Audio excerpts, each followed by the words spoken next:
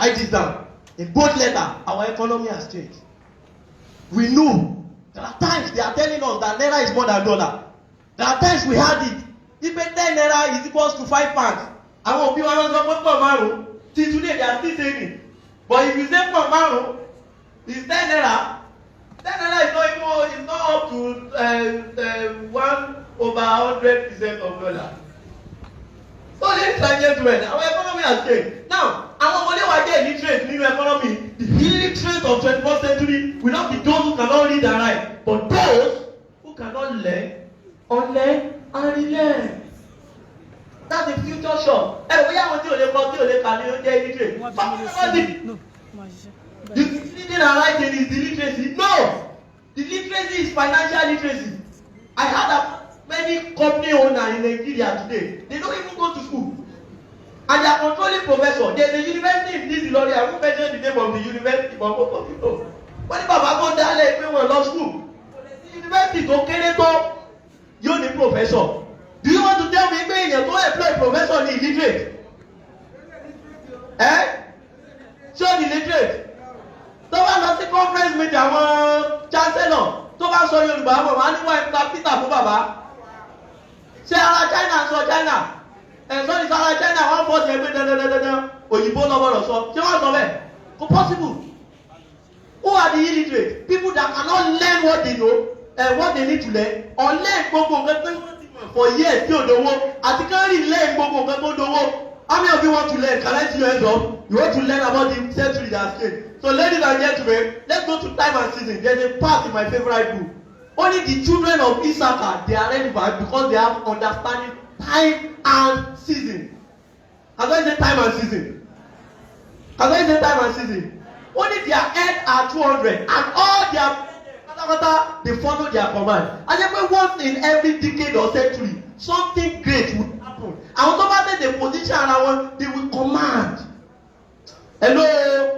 So ladies and gentlemen, let's go straight. How did it all started? It started from the agricultural age. These are the age where Nigeria is very productive. We are exporting, producing a lot of Coca-Cola, cola, a lot of groundnut, a lot of. I heard that Malaysia have to travel down to Nigeria to come and learn how to plant pancake, to come and learn how to plant cassava, because everyone in the family is very productive.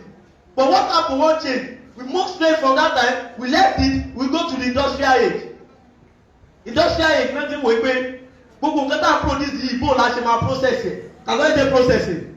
So they need to school some people, take them to mandated public school, train them in the 754 system. As of them, I think class 7 were in the primary school, from 5 to the secondary school, then 4 years in university. Abi, mi ò bóyá university gan pọn dandan gbà yẹn, because ordinary secondary school certificate you are made, you are a king. Ordinary secondary school certificate, you are a king. Now, what was the 6334 system? Ladies and gentlemen, you know what happened? As at this age, torí pé nǹkan ti change, àwọn tó wà ní agrarian age wọ́n gbà. The children of farmers, they see handwriting on the wall, they have to quit farming for new vocation. Ìgbà yẹn ni wọ́n bẹ̀rẹ̀, wọ́n á kọrin ọ̀tẹ̀ sí àwọn tí ó change tí wọ́n wá sóko mọ́. Wọ́n believe pé Bible can make you control millions of naira. So wọ́n kọrin yẹn, ẹ̀yin ẹ máa mọ orin ọ̀tẹ̀ yẹn. Iṣẹ́ àgbẹ̀ níṣẹ́ ilẹ̀ wa. Ẹ mọ orin yẹn. Ẹni kò síṣẹ́ yóò máa jalè. Ẹgbọ́n ìwé kíkọ́. Ẹni sùúrù láìsí kíni, láìsí ọkọ́ àti kíni àti àdá. Kí ló sọ fún wọn? Kò pé olè ní ọ. Ọ̀fẹ́ lo báírò àti ìwé ọ̀fẹ́ fi mọ́ jẹun. Ọ̀lọ́pọ̀ ọ̀ṣẹ́ wọ́n mọ̀ nígbà yẹn pé ìgbẹ́ ti yí padà. So Ìbàdàn wá rí àwọn tó ń ṣoríire nídìí industrial age, many people have to move there. Ibi tí àwọn èrò púpọ̀ bá sì ti wọ́ sí nǹkan mọ́ ń yí.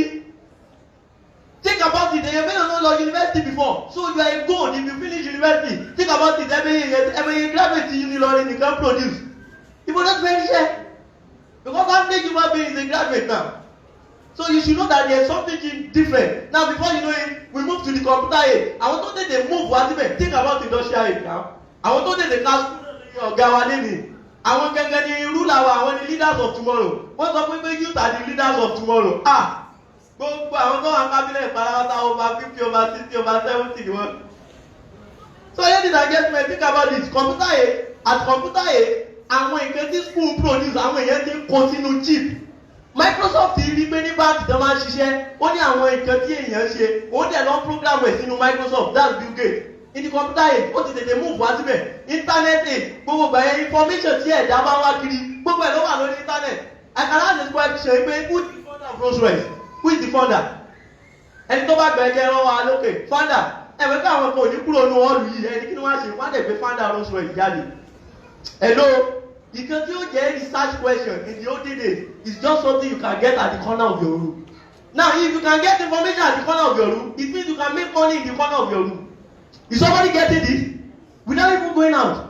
Ladies and gentlemen, we move to the internet revolution, from internet revolution to information revolution. Gbogbo nǹkan tó wá jẹ́ pé ẹ̀dá lọ study kiri gbogbo ẹ̀dá ti kó sórí internet and this information age. Ladies and gentlemen, you know what is happening? It's the future of businesses and career. The inevitable takeover of artificial intelligence business. Ó ti ṣẹlẹ̀. And apart from that, we know this is what is happening in foreign countries. This psychodiet, an engine, is diagnosing patient more than panel of certified doctor. Àwọn mélòó la ń wò pé ṣé ẹ̀mọ̀ tí wọ́n fi pé yẹn patient ni? Ẹ lè protect you, but téèyàn púpọ̀ bá nírú eléyìí kí ló máa ṣẹlẹ̀ lọ́spítù? Instead of you can employ 100 doctors, they will employ one doctor that can operate the machine that can do the work of 100 people. Hello? And that's why what will happen to the remaining 99 that sent to school pẹ̀lú owó nírú owó aláta? Because the economy has changed. Now you see these IBM machines doing more work than lawyers. We see self-driving cars here. You can see self-driving car. Wait for self-driving car. Driving tí eléyìí bá calculate káàkiri kí ló máa ṣẹlẹ̀ sí FRSC? Kí ló máa ṣẹlẹ̀ sí àwọn driver ẹgbẹ́ àkúkú níṣẹ́ mọ́ ẹjẹ́ ká lọ́mọ wa bàbá olówó? What will happen? Ibi tó bá fẹ́ lọ wọ́n máa navigate fún ẹ̀. You can see. Ẹ dákun ẹ̀yẹ èèyàn.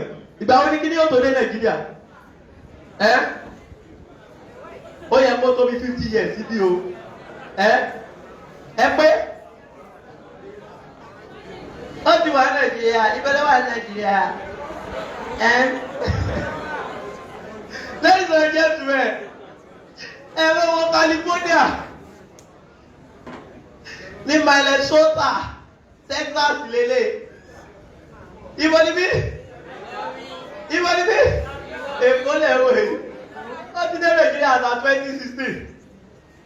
Technology ayé àtijọ́ ló máa ń pẹ́ dé Nàìjíríà yìí sí wọ́n mọ́ free order ní òde. Hello, tí irú kí ní bá circulate ẹbí èèyàn tí ṣẹ́ bá bọ́ lọ́wọ́ ẹ̀ àwọn èèyàn wò òṣàlúwàdú ẹ o. Kò sí èèyàn ní mọ́tò ó máa navigate fúnra ẹ̀. Kò sí èèyàn ní mọ́tò tó bá débi tó ti ẹ kó dúró ó máa dúró. Sensor ló ń lò. Ẹ̀rí kan. Ẹ mọ́ pààrọ̀ tó bá tẹ́ iṣẹ́ iná ò lè wò ó. Tẹ́ẹ̀ni wò ó. Can you imagine? Ladies and gentlemen, if this thing has to circulate throughout Nigeria, what will happen? Àwọn báńkì tó yẹ pé wọ́n gba àwọn tó bá gbẹ̀ni tó ṣe Islamic study, gbẹ̀ni tó ṣe Christian study, àpò àkọ́jọ ní forestry lọ ṣe ni o. Tó bá ti lọ ṣe 6 months, wàá ríṣẹ́ báńkì gan tó ti ń lé àwọn èèyàn dànù. Yàtọ̀ sí POS, ATM tẹ́lẹ̀, ATM kò sí. Àwọn èèyàn wá complain pé kí ló dé dé ATM kíníkan wọ́n sọ pé ṣé o lè dúró 4 hours bí ATM ò lè dúró. ATM ò kì í lóyún, ATM ò kì í gba maternity leave, ATM ò kì í jí owó èlò. Tí machine kan bá wà tó lè ṣiṣẹ́ èèyàn 100, tí àwọn 100 bá wá apply fún iṣẹ́, you as the owner of the company, èwo ni wàá lọ fún? Ẹ̀yin kan fẹ́ lọ fún machine. Àti lójú yìí. So ladies and gentlemen, that's what is happening already in the world. Once in every decade, please, this is the future shock. You have to write it down. Once in every decade, something big come. People that position themselves start living the good life. So please give a round of applause to Secure Your Future campaign. Give a round of applause. After a lot of series of analogy, you see, people now Secure Your Future campaign have a project that usher our new partner into the new world revolution. And what is that? We are going to get to know when we launch it. Most of our partners are launch it in the big one, in Big Peace Hotel, Casanta Hotel, and most of it. Who are we at the Secure Your Future campaign? Listen up. Secure Your Future campaign is a group of forward-thinking individuals from different places and endeavors across the globe to achieve a goal. We are working together in providing a system. Can I say system? Structure. Can I say structure? Àti gbogbo support láti enable gbogbo àwọn tó bá darapọ̀ mọ́ wa to achieve this goal for people láti máa lè lẹ̀. So time and season, I told you about industrial age. Don't forget, we started from agrarian age, abi? Industrial age, computer age, internet age, information age. What age are we now? As I say, connected economy. As I say, connected economy. See, there is infinite possibility. But if you have to be connected economy, it's the last revolution for a common man to get income from the comfort of their zone. Do you know why? After this age is artificial intelligence revolution. Machine age. But if machine power take over everything, it cannot take over the relationship between me and you. Hello? Machine can have artificial intelligence, but human being have emotional what? Intelligence. But for something to be called relationship, we must be sharing, we must be communicating, right? And for something to be called communication, we must be sharing vital information láàrin ara wa. So instead of we, káwa máa dúró ká máa compete pẹ̀lú ara wa, a lè connect ara wa mọ́ ìkan dáadáa. Instead of we, ká dúró ká máa compete pẹ̀lú machine, a lè fi machine connect ara wa. Hello? How many of you believe this is the latest revolution? Can I see your hands up? And that's the small idea that changed life. Ladies and gentlemen, you know about Facebook connecting person to person. It started like this. It's one of the rich collectors. Listen to our collector. Our politician collector. Let's check their lifestyle compared to what we are about to show you. You can see this Mark Zuckerberg connecting people to people, making stupendous income. Some connect business to business, business to product, and you can see the likes of Amazon, Jeff Bezos, Omar can produce. But gbogbo àwọn tó produce lágbàáyé wọn kò lọ sórí platform ẹ̀. Gbogbo àwọn tó bá fẹ́ rà wọ́n lọ sórí platform ẹ̀. He get the money. Hello? He made the foolish thing word to confuse the wise. Ẹ bá wo ìgbé 21st century ká ṣiṣẹ́ kárakára láàfin dolówó. Kò sí ẹni tó mọ́ là o.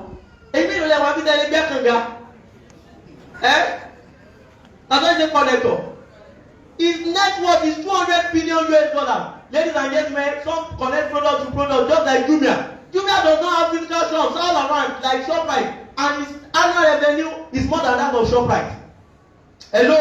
Commander produce. I bought my phone from Jumia, buy my from Jumia. I want to produce phone, me no go to Jumia. A meet me where I go Jumia. Jumia makes some good money more than those people that produce it. Hello? How many of you are opening your eyes of understanding? Keep praying to God. Say, don't have the opportunity here. But you can't have God. Olúwa ṣí mi lójú inú. Because most of us, I'm a kọ́kọ́ máa wò kí. Ọlọ́run àṣàánú ibi tí Nàìjíríà dé. Ladies and gentlemen, you can see Mark Zuckerberg. Kí eléyìí tó di teenager, ó ní bàbá wa Aliko Dangote ti ṣe business. His net worth is older than him. His net worth is $8.1 billion. Why this man net worth is $98.6 billion? Ta ló ń ṣiṣẹ́ jù? Èlé. Ó ta sìmẹ́ǹtì. Ta ló ti ru sìmẹ́ǹtì rí? Ibo ni ọ́fíìsì Mark Zuckerberg wà Nàìjíríà? Orí fóònù wa ni. Ladies and gentlemen, máa yí ipò ní tech. Ó dẹ̀ ló ní highest income in taxi business in the world. Uber. Àwọn mélòó la mọ Uber? Tábà jẹ́ mọ Uber, àwọn mọ Bolt. Abi, both still one lorry now. Uber now one lorry. Ladies and gentlemen, you see him connecting people that have car to people that want to go enter car. You see this man. Onika, the car baba get to think about. See the people to share fún wọn. Compared to our own Franklin Lady, the owner of ABC Transport. Tí mọ́tò rẹ̀ olódàrán. Tí mọ́tò baba jẹ́ olótúnṣe, olósanwó driver. Kọ́lá ìgbà míì mọ́tò tó gbé fún wọn ẹlòmíì lè gbé lọ. Ladies and gentlemen, what is your business here? He's 60 years old. His net worth is $15.5 million. Compared to ẹni tí ò ní mọ́tò. Àwọn tó ní mọ́tò ló lọ rìn. Àwọn tí ó fẹ́ gun mọ́tò ló lọ bá. And his net worth is worth $2.9 billion.